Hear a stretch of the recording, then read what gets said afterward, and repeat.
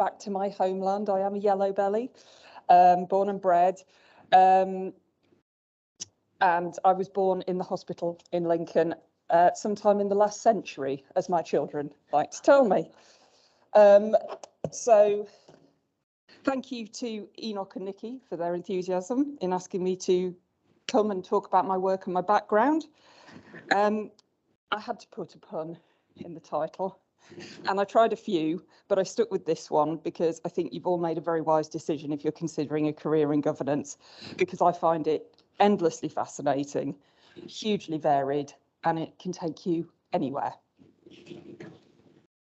Slide. So briefly, what I'll cover. God, that's bright, isn't it? You all look like a nuclear explosion just went off. So I'll just cover these things, and there's plenty of time for questions. Don't worry, the My Career Path section where I talk about me only lasts for about 3 or 4 hours. Everything else we should get done in 10 minutes. Next one. And again, so I'm just going to give you a brief overview of my organisation, because not many people have heard of the Gambling Commission, and we like it that way. Can I have the next one? Here we go. A lot of writing there, but so we are based in Birmingham, but we've enthusiastically adapted to hybrid working. So I'm typically in the office a couple of days a week. We've got our board meeting this week, so by about Thursday at 5:30, I shall be recumbent with a gin and tonic. Of course, the board meeting doesn't finish till 6, but they'll manage, I'm sure. There are about 350 of us in terms of staff total, and we're regulating an industry the size of the agriculture sector, just us. You can see we were founded in the 2005 Gambling Act, came into being in 2007, and then we merged with the National Lottery Commission in 2013. So we also regulate commercial gambling in Great Britain, and we regulate the National Lottery in the UK. So I don't know who deals with commercial gambling in Northern Ireland. We don't pay attention. We're fees funded for our Gambling Act work. So that means that operators and individuals pay us to license them, and we use that money for our own running costs. And for the National Lottery, effectively the money that we use to regulate it comes from returns to good causes. So we are a public funded organisation. We are an arm's length body. Depending on the type of government, that arm gets shorter or longer, depending on how they feel. And our sponsor department is DCMS, which is the Department for Culture, Media and Sport. We have recently had the pleasure of Nadine Dorries as our Secretary of State, not currently.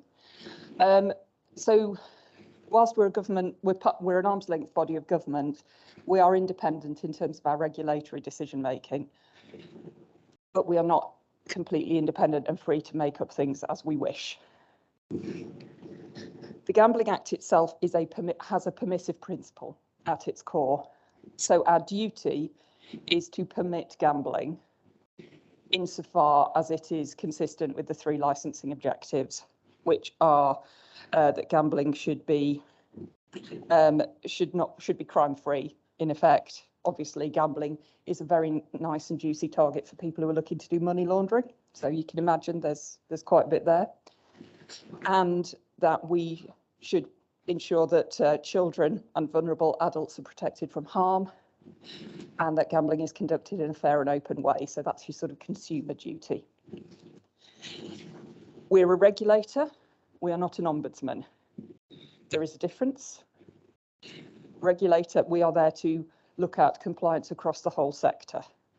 An ombudsman deals with individual complaints of I personally have been wronged by operator X. There is currently no ombudsman in gambling. This can cause us problems because there's a whole gap for individuals who are seeking redress for individual complaints that we can't fill. And it does drive quite a lot of complaints about our service because it's not something that we're able to do. The government undertook a white paper review of the Gambling Act, which published last summer. Was it last summer? Was it? And yes, at some point. Honestly, I could have given birth to twins in the time it took for that, twice over. But anyway, it published. And one of the things in the proposals is that there will be a voluntary ombudsman. And if the voluntary ombudsman doesn't work, there will be a statutory version. So we're working to see what that's going to look like at the moment. So other things that are important: gambling is regulated like a leisure activity, because that's what it should be. It is not regulated like a financial product. So the FCA, who regulate banking, tend to have more powers and a different regime, because there is a really good public policy reason why banks shouldn't fail, why people should have access to credit and banking services. Gambling is a leisure activity. The world should not end if somebody cannot gamble. So that is a difference in our regulatory space. A bit about us in terms of governance. So our legal person is the board of commissioners. All of our commissioners are non-executive, bar the chief exec, who can be appointed as a commissioner at the same time, with those roles being coterminous. And they're appointed by the Secretary of State. So we don't appoint our own board. Our chief exec is appointed accounting officer, as in they are personally responsible to Parliament for the conduct and behaviour of the Commission. And that's appointed by the permanent secretary. So that's the chief civil servant within DCMS. Now, so what you'll notice here is we have the CEO has responsibilities direct to Parliament, but isn't necessarily part of the legal person of the board. Quite an interesting, but it interests me. And our core functions I've listed out there, but I think I've covered those. The next one. There won't be too many of these, but I just wanted to give you an overview of the size of what we're regulating. So here is the point at which we became a point of consumption regulator. So prior to this, we only regulated what we would call the land-based sector. So that's bingo halls, casinos, betting, sports betting. And what we found was that a lot of companies then went and registered in Malta and Gibraltar, lots of other places ending in Alta, and therefore escaped any regulation and our fees. The law got changed, and now you can see, so the red bar is remote casinos. So that's your online slots, online roulette. The orange bar, this very thin stripe, is remote bingo. So that's online bingo. And the big blue chunk is remote sports betting. So your ACCAs and all that. So you can see that a huge amount came into scope when we became point of consumption regulator. Just to give you an idea of those numbers, these are the figures from, I think, 21-22. The industry was worth £14 billion. And 65% of GGY, so GGY is it means gross gambling yield, and that's our marker. So 65% of GGY came from the remote sector. So you can imagine that before we were a point of consumption regulator, that's a huge chunk that we weren't regulating. Point of consumption means that if you point your service at GB consumers, you are regulated by us wherever you're based in the world. So you have to be licensed. And some recent stats, about 44% of people engaged in all gambling in the last 4 weeks. And that drops to 29% if you exclude people who've only gambled on the National Lottery. So the National Lottery is huge. In terms of the lottery, in 22-23, 1.7 billion contributions were made to National Lottery, 1.7 billion in a year from the National Lottery. So you can imagine the size of regulating that.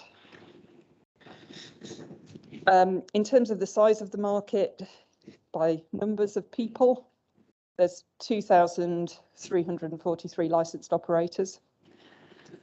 And 3,229 gambling activities licensed. So, you know, good chunk. We can have the next slide.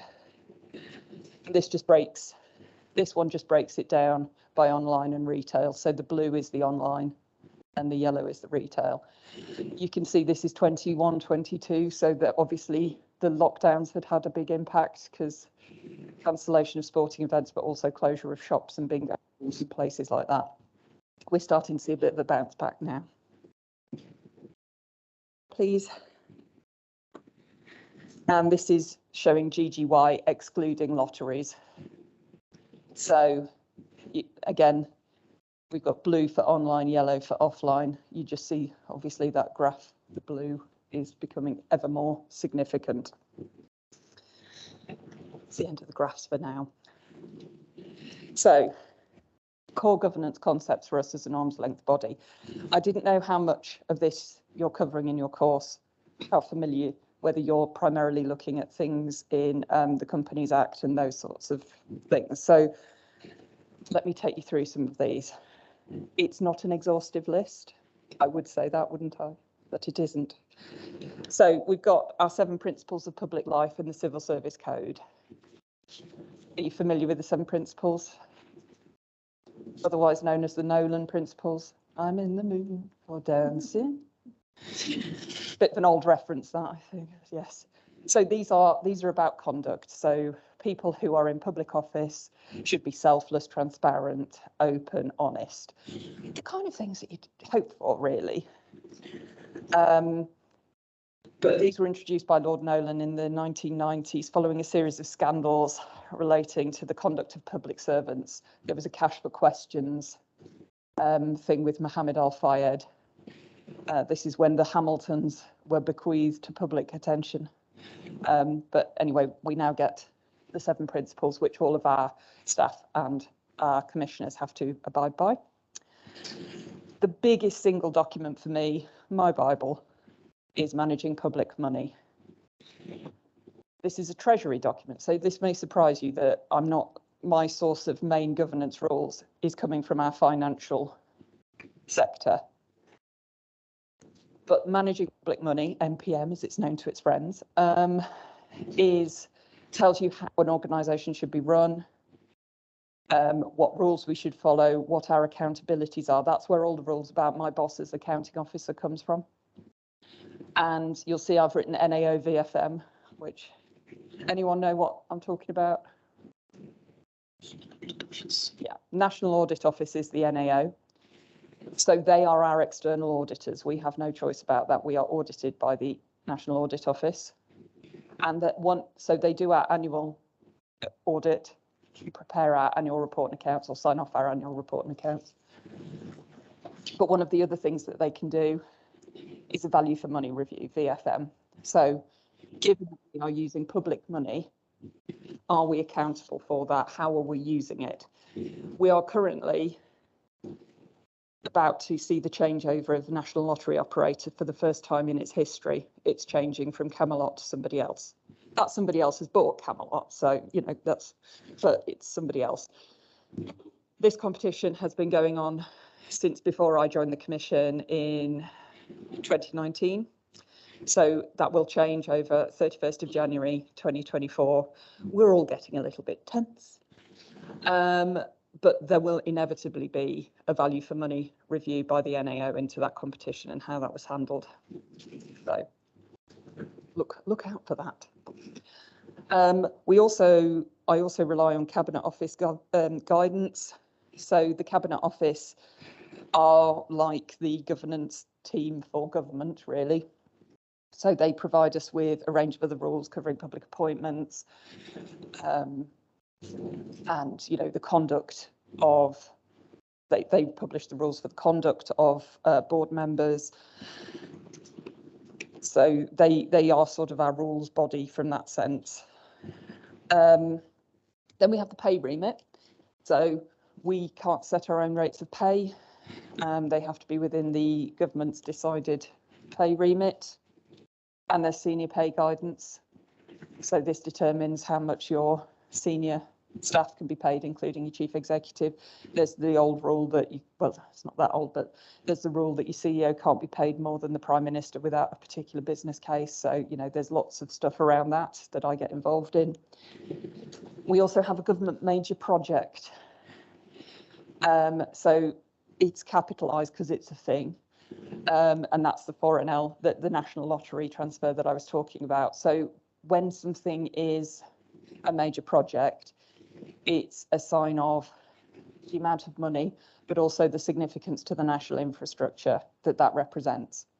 And it does mean that you have to follow certain specific governance rules with it.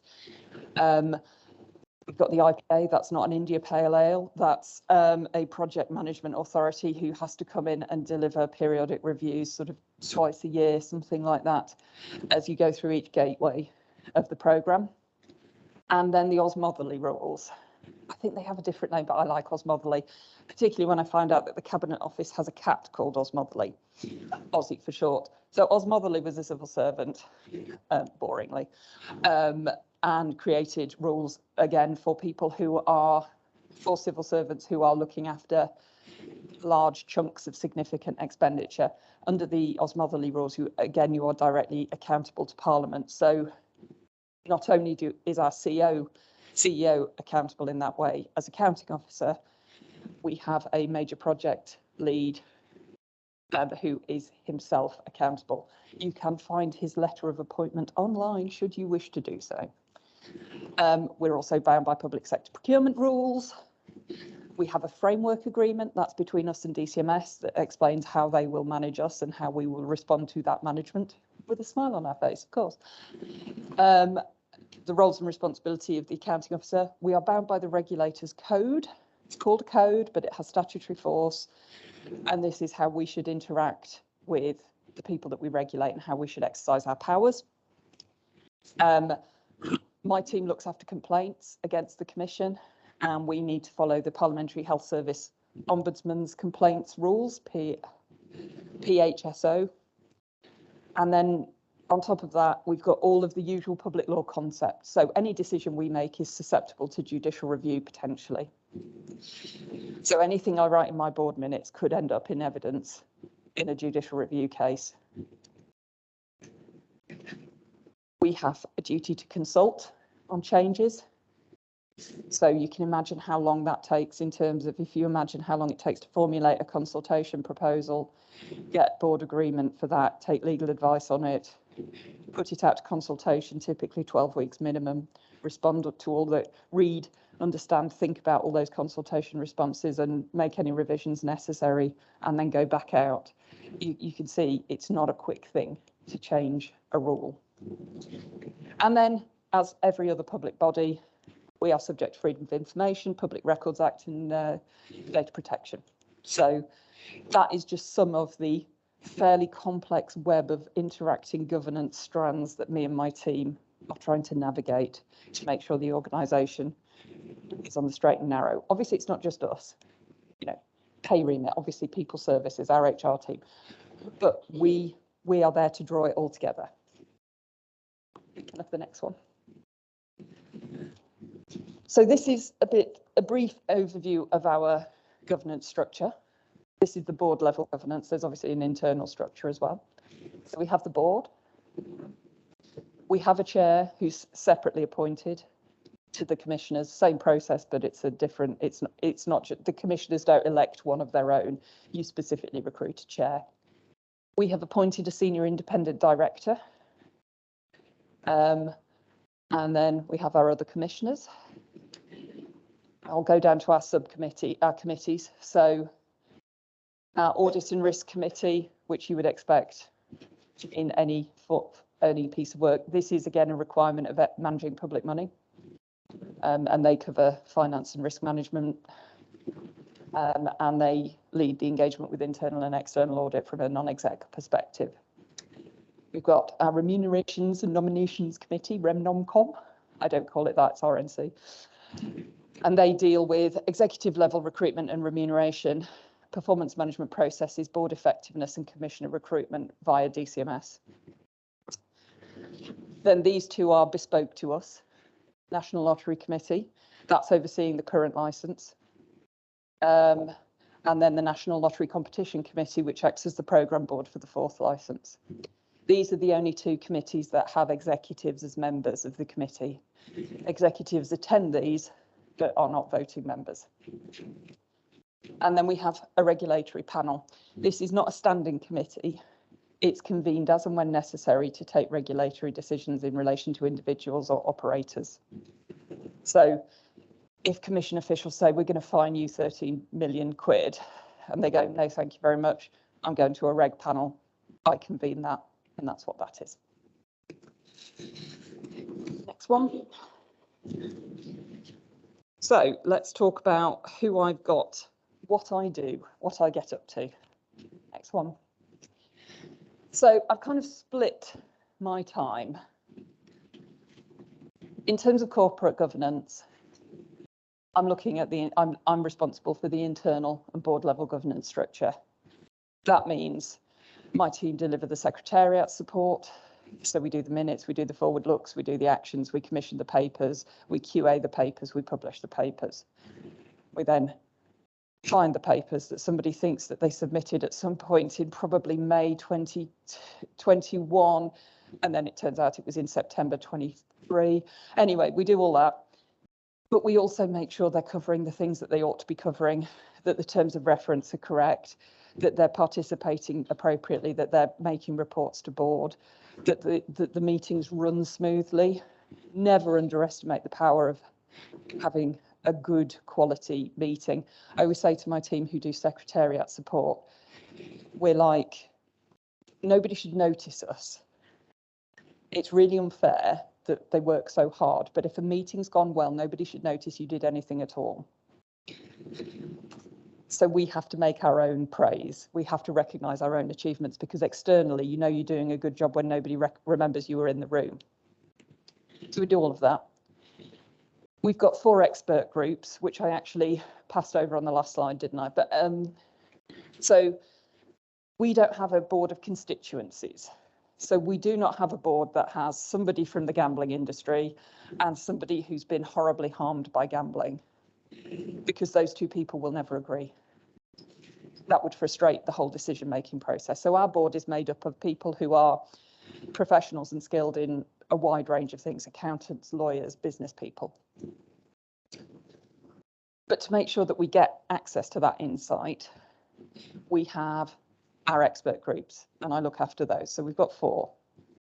We have our advisory board for safer gambling, ABSG. They are largely made up of academics and public health specialists. So their job is to see what's happening in the research space around gambling and gambling harm and tell us about it. We have the Digital Advisory Panel, DAP. They're made up of, well, tech bros, but I'm not allowed to call them tech bros. Anyway, they are gaming people and other tech things, and they give us access to all that really good cutting edge tech knowledge. We have our Lived Experience Advisory Panel. So this is a group of people who have been harmed by gambling, either their own gambling or the gambling of a loved one. So we have members on that group who have lost children to suicide following gambling harm. We have people who've been convicted of fraud, where they stole money to fund their gambling, and they give us a real insight into both the impact, but also how somebody in that hot state of addiction might evade a safety measure that we're trying to put in place. So they provide that really important function. And then our latest panel, which is an expert group called the Industry Forum, and that has been developed as part of our obligations under the Regulators Code to hear from the people that we regulate. It's not like we haven't done that. We have lots and lots of stakeholder engagement, but we felt that the creation of this separate forum would allow us to build some relationships and hear from those people. So we spend a lot of time with them. I look after the chair and the commissioners, provide advice, anything from what do you think about this new piece of legislation? What impact is that going to have? To, does this represent a conflict of interest? To, there's a rail strike for the next board meeting. How am I going to get there? And my team do all the travel booking and all the logistics as well. So you can be going from, you are an advisor in a full range. We advise, we support, we recruit. Although DCMS do the recruitment, I'm the one pushing it at that end. And I do the induction, and we make sure that the appraisal happens with the chair. I do quite a lot of liaison with DCMS, and I look after a lot of core documents. So we have a corporate governance framework. We have lots of policies around whistleblowing, around conflicts of interest, that sort of thing. I look after those. And I've said I'm sort of the organisational memory. As I say, this is the thing where somebody goes, why is this like this? And you go, oh, well, back in this meeting here, because I go to a lot of meetings, I have to remember a lot of things. And I look after reg panels.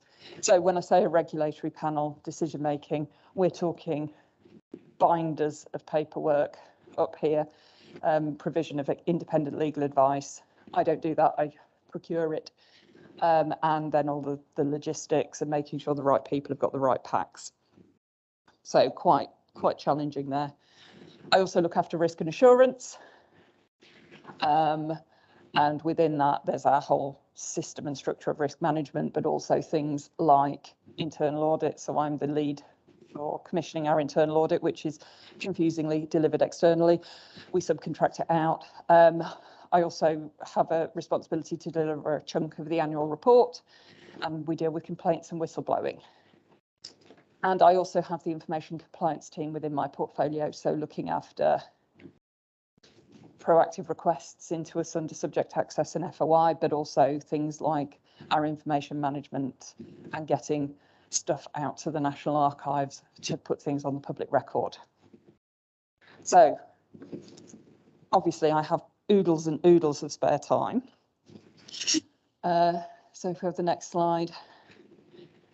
Yes, so here I call this picture contemplation. So this is a pool cue and this is a golf ball here, and that is an empty wine glass. And I think the picture tells a story.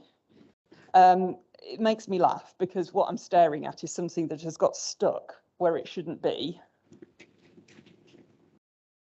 And my job now is to unblock it with the minimum amount of effort, but by meeting all the rules at the same time. So does that sound familiar from my job? Yeah, this was a work day out as well. Right, next one. So I thought I'd do a day in the life. So what do I actually do? So can you guess when I wrote these slides? Anyway, 22nd of November, what was I doing? I had a catch up with our internal auditors, see how our programme was going. Unblocking some people who were like, oh, do we have to have an internal audit? Yes, you have to have an internal audit, get on with it. I had a pre-meeting with the chair, the non-executive chair of Audit and Risk Committee. He's seen the papers, what's on the papers, what's he interested in, what do I think he should be interested in, what do I know about the things. And then I met with the consultancy that are running a workshop at our board this week. They're helping us deliver some of the actions from our board effectiveness review. I had some one-to-one meetings with my team. I did an interview for a vacant position in my team. And then I had a 2.5-hour exec meeting. That is a very typical sort of day. We have the next one. So this, you're thinking, Helen, she does so much. She must have 8 million staff. I do not. I have 15. So this lovely team deals with information compliance. So much as I love them, we can ignore them for the purpose of this conversation. So to run my 4 expert groups, I've got 3 people. And to run all of this governance and risk, we've got 2.5 people in risk. And then we've got these people in governance and 1 admin apprentice to do all of that. What you can't see is I report directly to the CEO. It's important to have that direct link to the accounting officer. So yeah, we're quite busy. And the next slide. And this is who my team are looking after. So 47 people, which is around 5 full-time equivalents. So, yeah, it's good fun. My LinkedIn is epic, though. I know so many people. Right, so that's my team, and that's what we do. Next one, please. So I thought I'd talk to you a little bit about governance across the sector. Now, I don't get hugely involved in governance in terms of the sector because that would sit more with our operations team who are doing the compliance and enforcement activity. But I can show you just a couple of interesting things. It's another graph. So remember I told you there was what, 2,500 operators? So this is 3 individual entities here. And this is the top 10, and that's the rest of the market. So 10 organisations dominate 70% of the market. And you'll see within that, the top 3 account for about 5 billion quid. So you can imagine, how are you regulating the tiny, tiny little slices in here of people who are on-course bookmakers or a family entertainment centre? That's one of the, you know, with the penny pusher machines, that's the family entertainment centre. Or have you stopped at the motorway services and there's always that thing with the velvet rope saying that's an adult gaming centre. So how do you account for those people when you've got these big boys here? And of course, the governance structure of this big boy here, it's going to be really different to the people in this tail here. One of these top 10 is a solely family-owned business, not listed. How do you find out about them, their governance structure? How do you regulate that compared to somebody who is based in Sweden and has operations across the world, or somebody who is branching out into the US market and is going to remove their London listing and probably list in the US instead? So it changes all of these dynamics. So yeah, just a picture of some of the complexities there. And then, so this is who we're dealing with. Multinationals, listed companies, private family-run companies, sole traders, charities. Do you think of charities as being running gambling? Hospital lotteries, air ambulance lotteries, those sorts of things, they're regulated. And then this is what the sector looks like. So online and land-based, adult gaming centres, family gaming centres, on-course bookmakers, society lotteries, casinos, bingo halls. Anyone been to Bongo Bingo? Don't tell me if you have, it sounds messy. And yeah, we're regulating across all of that. And then other stakeholder engagement. So there are gambling harms providers. So these are people who treat people who have gambling problems. Some of these are voluntary sector organisations, some of these are NHS. So there's an NHS gambling clinic, these sorts of things. We're also working with charities who are in the campaigning space. We've got consumer groups who are in the consumer space. We've got trade bodies. So the casino sector, the large operators have their own trade body. Bingo has a trade body. I think part of one of the trade bodies even is like the motorway services subgroup. You know, so we're dealing with trade bodies who are obviously operating in a different way. We talk to other government departments, we talk to other regulators, we talk to other international regulators.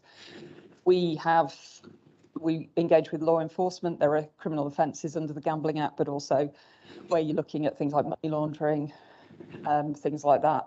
You may need to get involved there. So we're talking to quite a lot of people in quite a diverse sector. So now we come to the main section, which is all about me. So how did I get here? I started with that question. Local folks may recognise the uniform of William Farr in Welton. Took me all weekend to find this photo. You can see why I'd consigned it to the depths of hell, but I did find it. So what got me here? So I took my first degrees in history and politics, and then I did a master's in international relations.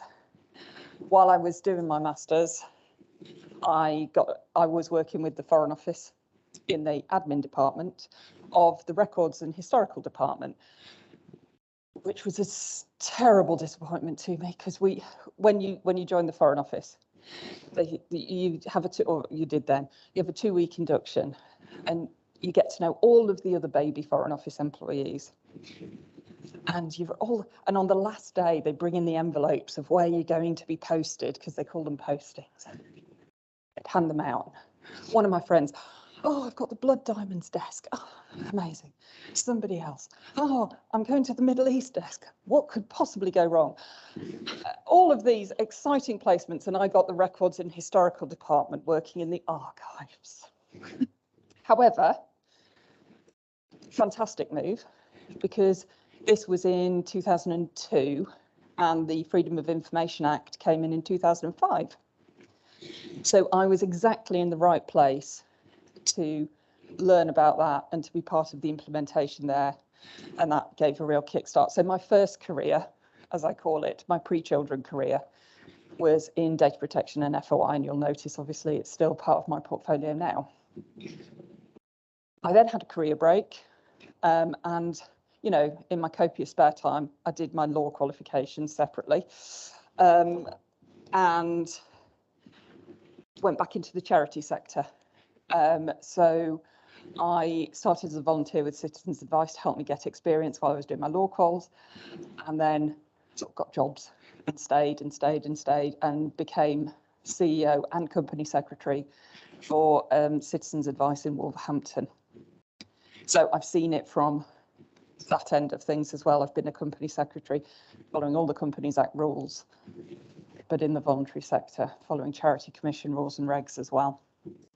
I've also been, as part of that, part of my local engagement, I was asked to be a member of the board of a local multi-academy trust. And I got involved with a few other charities locally so that we would have interconnected boards. So I've done quite a bit in that space as well. And then that brought me to the Gambling Commission. And I love it. It's fascinating. My role has grown and changed. I get to do such a wide variety of things. There's never a dull moment. And because let's put a positive spin on it, I'm a lifelong learner, otherwise known as a qualifications junkie. I am doing a level 7 apprenticeship in leadership at the moment. So that's where I am today. So, brief bit about why I think that diverse career has a lot of skills in it. And obviously the thing I chose to illustrate skills was some biscuits. I often describe myself as being the white squishy bit in the middle of the hard biscuits here. That is what my job is about. You've got your board and your CEO, maybe your hard biscuits, and you're in the middle. You might have your auditors and your colleagues, and you're the squishy bit in the middle. Governance is about relationships. Yes, obviously it helps to know rules and be able to follow rules, but what you've actually got to do is build the relationship so you get people to come with you, follow those rules. I always say governance is for nosy people. Yet another skill and why I'm so good at what I do. I remember an example where my team, we have a big open plan office, and this was pre-pandemic. And an email came out announcing that the new pay award was out. And a colleague sitting next to me who doesn't work in governance was like, aren't you going to look and see what it is? And I was like, I was in the meeting 2 months ago where they agreed it. I've known this for 2 months. I've re-baselined my financial planning on the basis of it. I've worked out my salary to the pence. I don't need to. We get to know stuff first. It's great. You know who's fallen out with who? Why? whose fault it really was, where all the bodies are buried. Really good for nosy people. So if we look at the next slide, it's about relationships. What you need is, can you communicate well? Don't send somebody the shitty emails, excuse my language, that just says, you haven't done this, you haven't followed this rule. There's a way. You need to be able to listen. You're minuting in a meeting. A minute is not a transcript. What are they actually saying? My team have little badges that say, I make you sound 20% smarter. That's what you're doing. Are you making connections? Are you sitting in one meeting and going, oh, so-and-so's working on that project, but I think somebody over there is doing something similar because I heard about it last week, and you bring those people together. You're a connector. This is my favourite one. You have to be able to put people at ease, particularly with an online meeting. Hello, online folks. If you don't make people human, they will just be little boxes. It's so easy to be nasty to a little box. So easy to not think that little box has an elderly mother who's just had a stroke, or a kid who's off sick from school, or a cat that's going to walk across the keyboard in front of you. So I try and open meetings with a bit of light conversation and some jokes. Once you've found out what somebody did at the weekend, it's really hard to be mean to them, or it's harder to be mean to them. Some people manage, but that is how you are getting the best out of somebody. It's not just window dressing. It's not just my eccentric personality. It's really important, and I do it deliberately. Can you manage egos? Nothing further needs to be said about that. And can you challenge your boss without getting the sack? Sometimes you have to tell people they're wrong, or that they've not done the thing that they need to, or that, yes, it might well be very painful to go and have that meeting with that person, but they are actually just going to have to suck it up and do it. You are often that person. So if that sounds good, I think this is the career for you. And touch typing really helps. So next slide. For what it's worth, nobody asked, what's my advice? Think about governance in its widest sense. So I've never worked in corporate governance, but I do know stuff about it. I know what the FRC demands. That's the regulator of auditors. I've been to the FCA and talked to them about governance. Anyone remember the fairly recent stuff with the CBI and all the appalling sexual harassment? That's a governance issue. There was about 2 weeks where I couldn't go anywhere without anybody talking to me about the Lucy Letby case and the governance failures there. Governance is everywhere. It's your job to raise the profile of governance in your organisation, but you don't call it governance because that makes everyone go, I know it's important, but like gravity, I don't want to think about it. So you have to tell, it is more than just arranging meetings and taking minutes, which is what a lot of people think.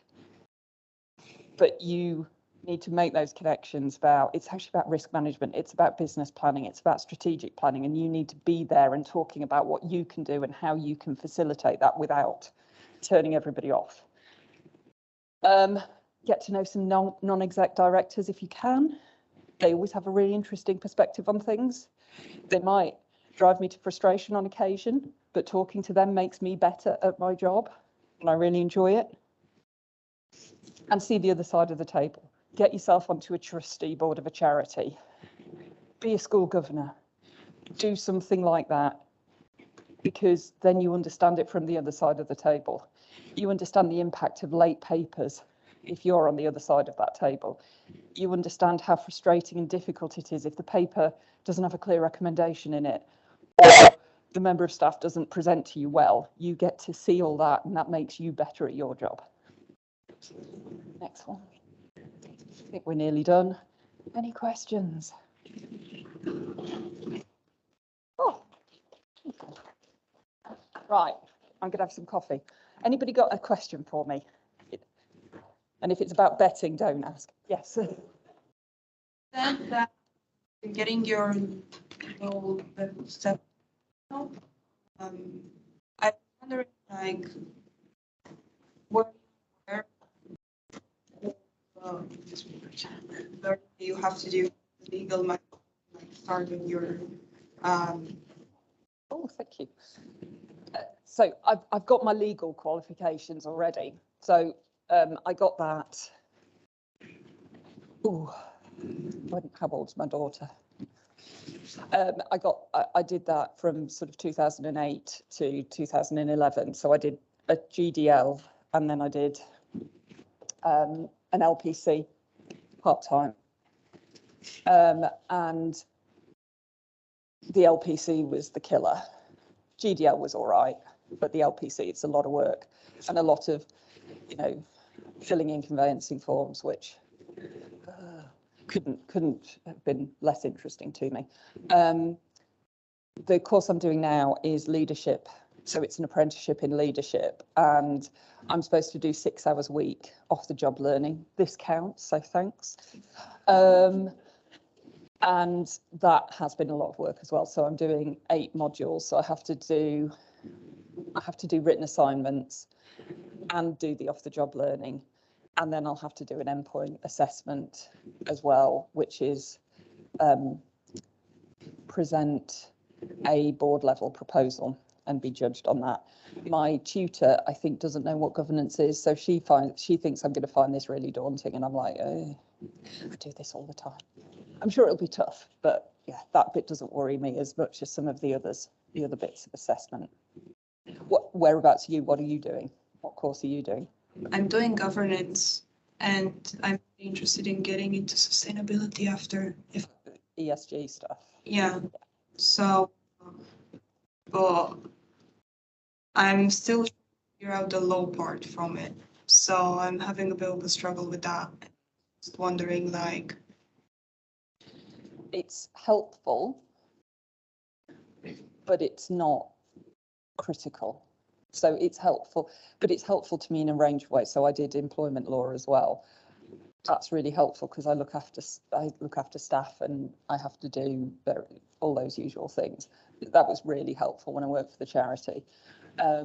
It helps me because the Companies Act, whilst we're not bound by the Companies Act, but a lot of the public sector rules ape the Companies Act, so it's helpful. But I am the only person on my team with a law degree, I think, so it's certainly not a barrier. Can I question? I can see James thinking. I'll come back to you in a minute. You said that they don't appoint the board don't appoint the board members. So I was just thinking, does that create problems? Expertise, skills, your board gaining new members, always get the people. So our part of the process is that we complete a skills audit, and so I'm just about to do it again. I go to DCMS and say, we need to recruit 3 commissioners. This is the current skills profile. These are the gaps that we've identified that we think are critical to fill. And then they put it out to open public. So if you haven't seen it, there's a particular portal for public appointments. Always worth having a look on there just to see what the hell people do. I mean, there's such an astonishing variety. We are one of 74 arm's length bodies that DCMS has. And that's just one department. So, always have a look. Just blows your mind. So we do that, but we're on what's called the Prime Minister's list. So they have to look at all of our appointments. So you do not always get what you're expecting. But the chair sits on as part of the panel, so it should never be. They have a voice in the process, but it's not the same as doing it yourself. It also takes about a year to recruit. From me writing my business case to that person, bum on a seat in a board meeting, it's about a year, which is hardly agile. So,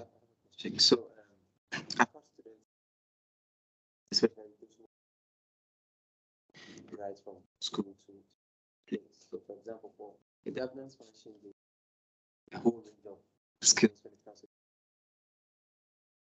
and they look at themselves and they look at the person's specific, and it's like a huge gap. What would you have look on that skills assessment of themselves and how to grow to those portfolios? Yeah, so the hard skills, as you know, the qualification, these bits, obviously you've got them or you ain't. Other things, I think I would use a method, you know, try and write out the bits of your CV next to the spec that would apply and think more broadly. So I think this, I had some feedback from somebody I'd interviewed the other day who said that my questions, whilst competency-based, were broader than she's usually had. And I think that's because I've come up through the voluntary sector. And in the voluntary sector, you ask very broad questions because you're looking for people to show you experience from across their life, and it might not come wrapped up in a neat employment package. It might be some voluntary work that they've done. It might be something that they did a while ago before they had kids or whatever has happened to them. And so I think be creative, not silly creative, not make fictional creative, but, you know, think about the breadth of your experience and get somebody else to read it. I don't know about you, I forget things. My husband reminded me of one of his favourite stories, apparently, about something I did at work a few years ago that I had completely forgotten about. Get somebody else to, do I demonstrate that? Have I got that skill? And things like, as I said, get on the board of trustees, get on the organising committee of something, become a secretary to a committee.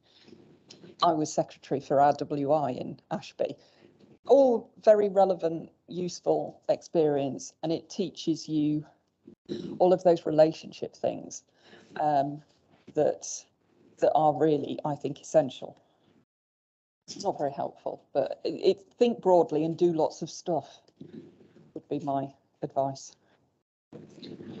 What would you say as department you focus most of your energy on within your corporate governance structure? Interesting.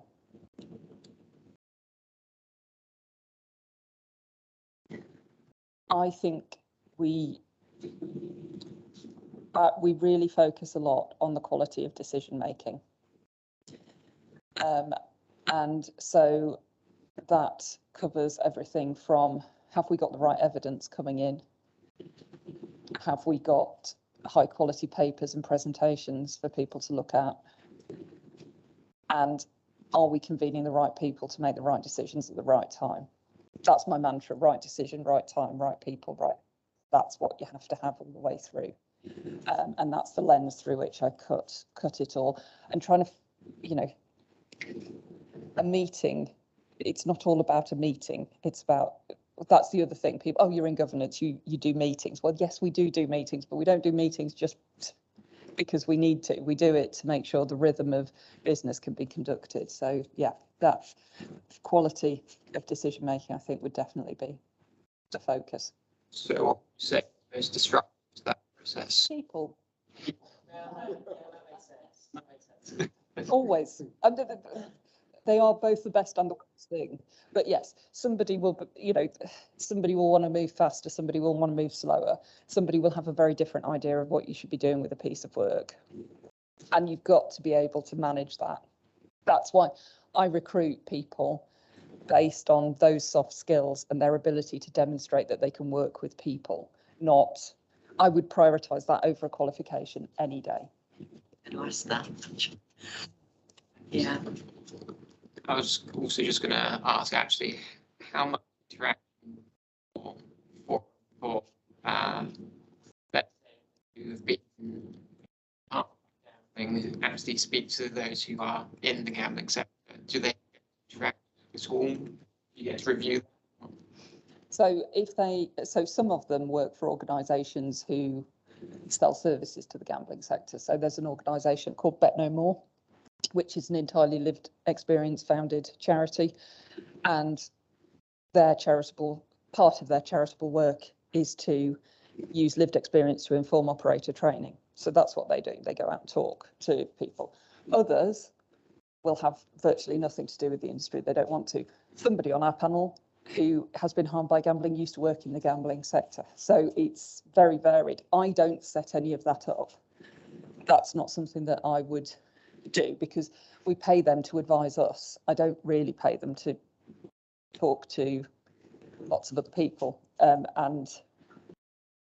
But they do. They have different people, very different views on whether they should work with industry or not talk to industry at all. I have another question.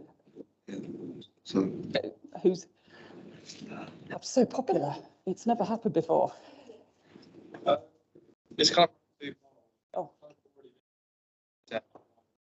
say to recruit personally, what CV you look and go, that's the best to have on there.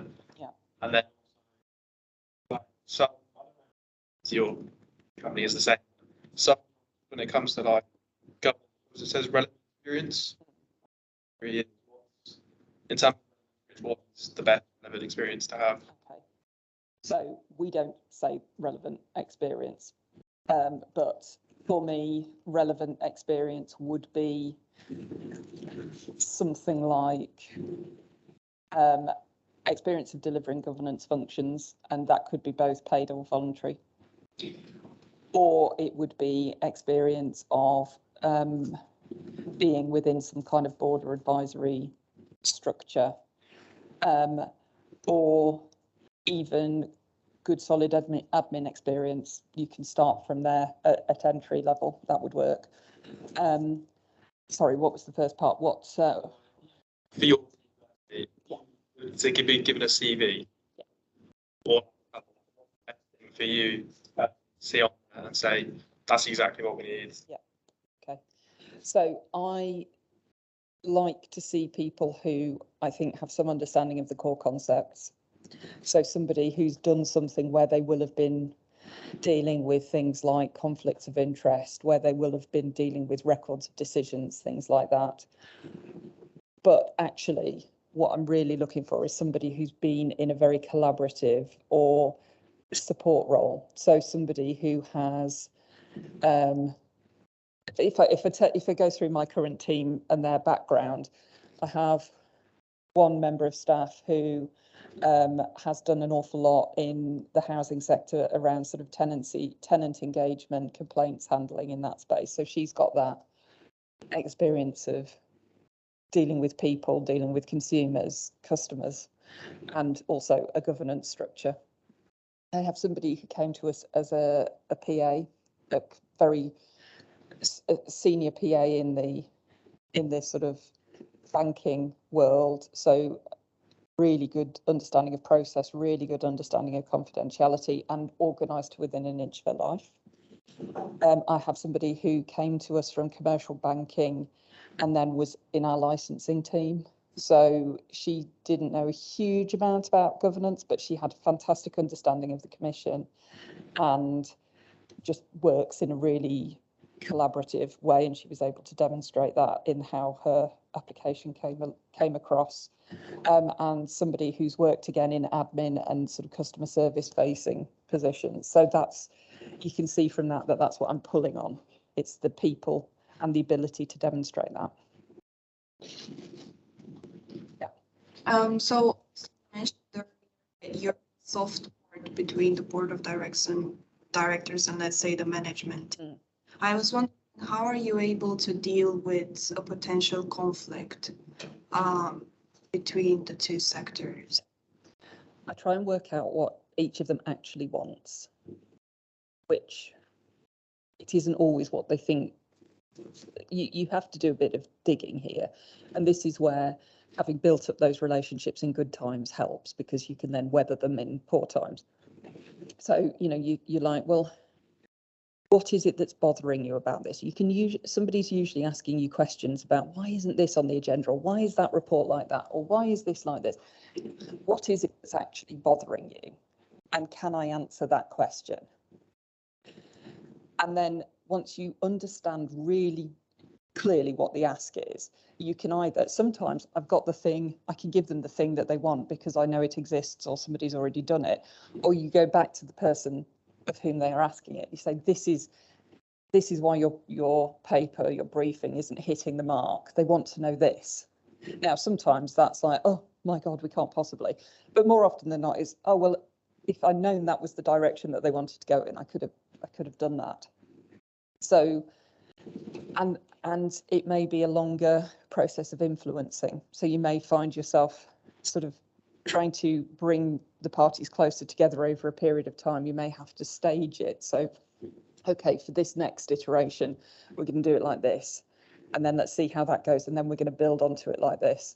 Or you might have to, sometimes you create something separate. So,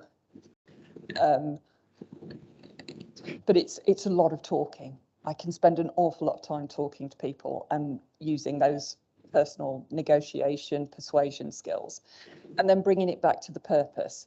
So, you know, trying to make people understand that so-and-so isn't just being a pain. They are actually within their responsibility to take X role within the organisation.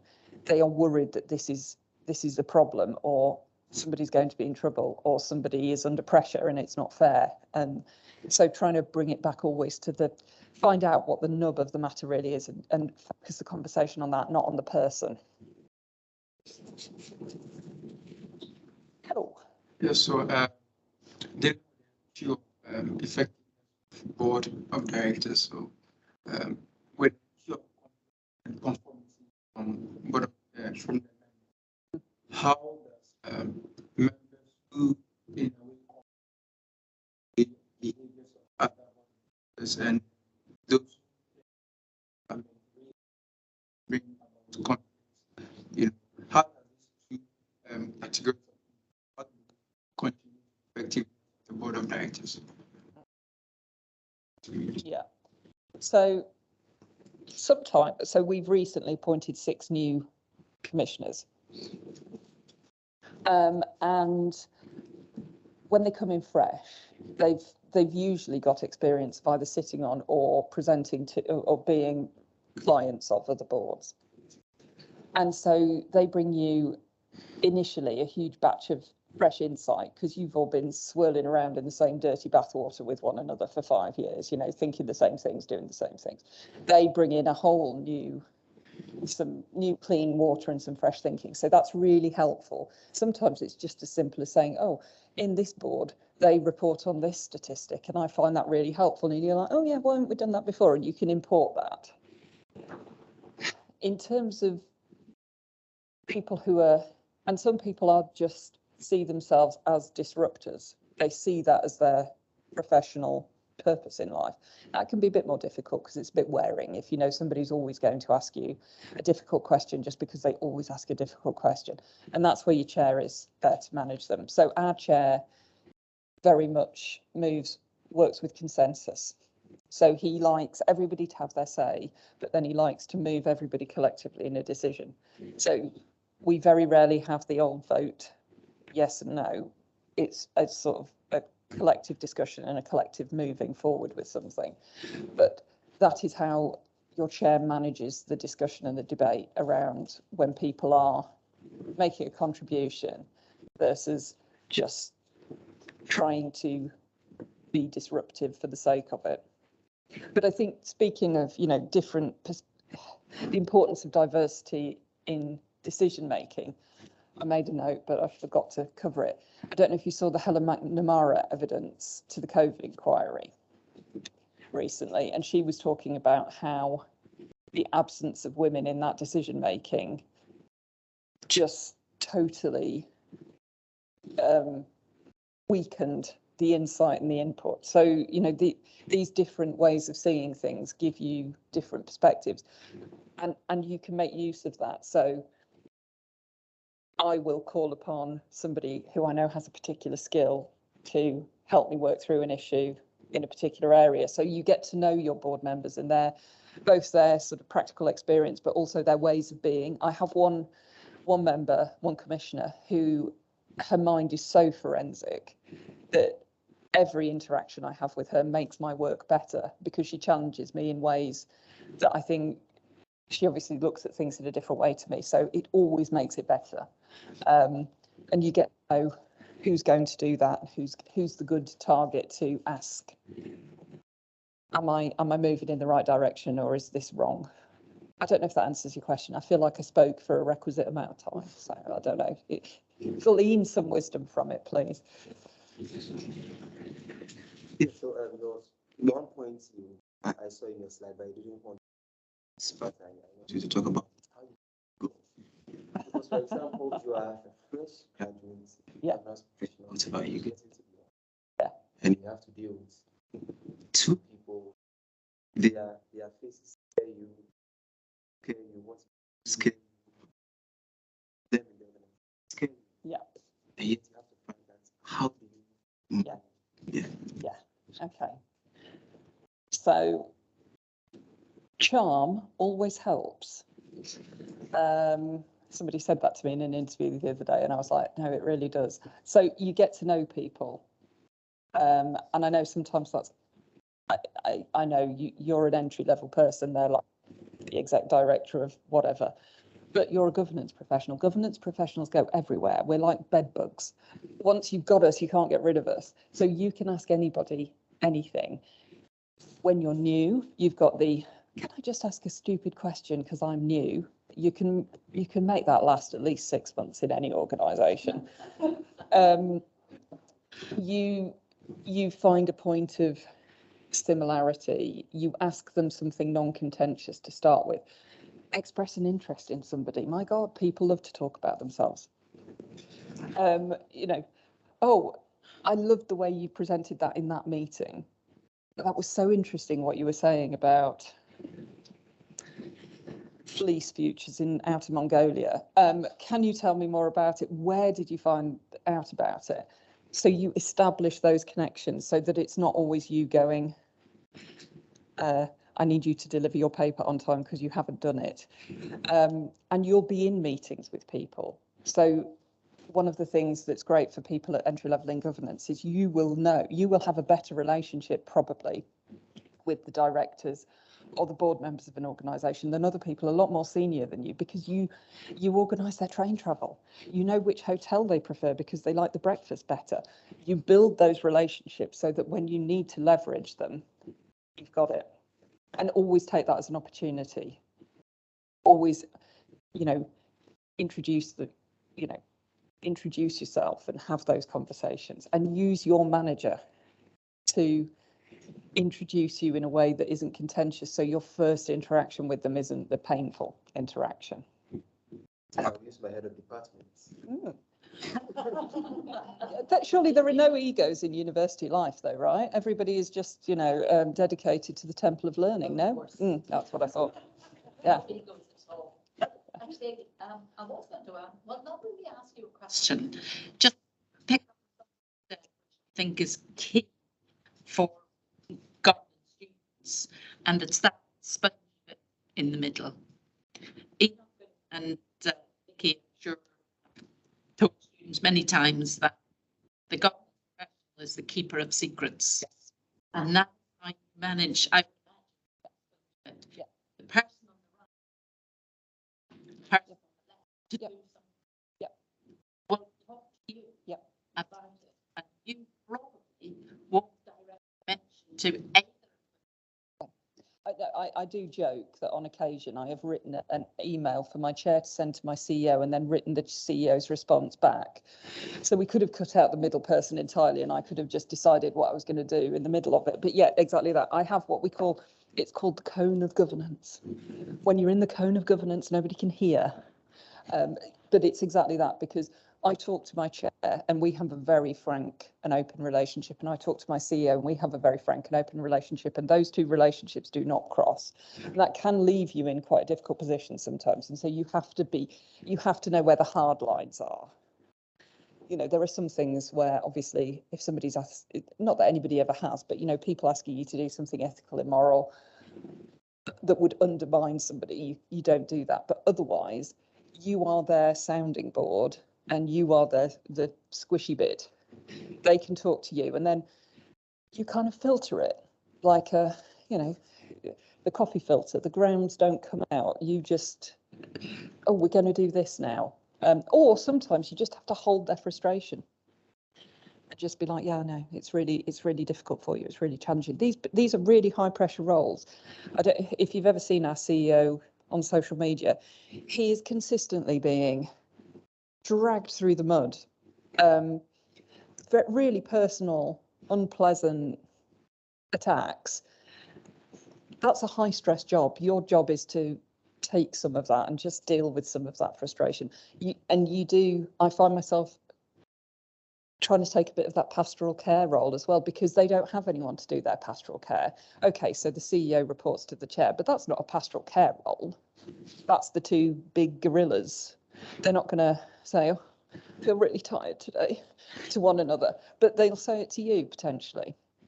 You know, you find out about your chair's beekeeping, you have a chat about it.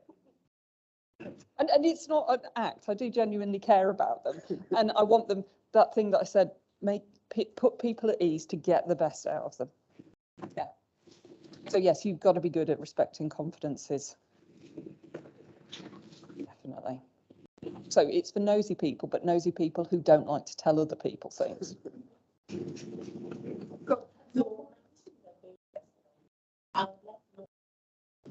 Your career as a head of governance and then your family, how you are differentiate between leaving work and then coming to the house and being a wife and a man. That presupposes I'm any good at that. Hybrid working is really, really helpful in this. But yeah, we muddle through. My kids are now, well, my son is 18. He'll be off to university in September. He's not ready to, he's not done yet. I can't believe he put coffee in the kettle the other day to try and heat it up. How am I supposed to launch this human being into the world? So obviously I've not been at home enough because he's doing that kind of mayhem. And I only found out about it when I made a cup of tea and I was like, this tastes really weird. So they're a bit older, which helps. So I had the career break and I worked part-time while they were younger. But yeah, it's working from home really helps because it means I can patrol who's eating what beige foods for lunch and put on a load of washing in between various things. But yeah, we muddle through. I haven't lost one yet. It's only a matter of time. Well, thank you, Helen. Thank you. From the beginning right through to now. So. And you'll all spot more gambling adverts on TV tonight as a result of having spoken to me. We don't regulate advertising. I'd just like to point out that's the ASA. But yes, thank you. And thank you very much for having me. I've really enjoyed it. And yeah, it's lovely to build a connection. Yes, indeed. And hopefully this won't be the last. No, indeed. That we will continue with you in the future. Yeah. Stay or another. Yes, I have some ideas. Yeah, brilliant. Thank you.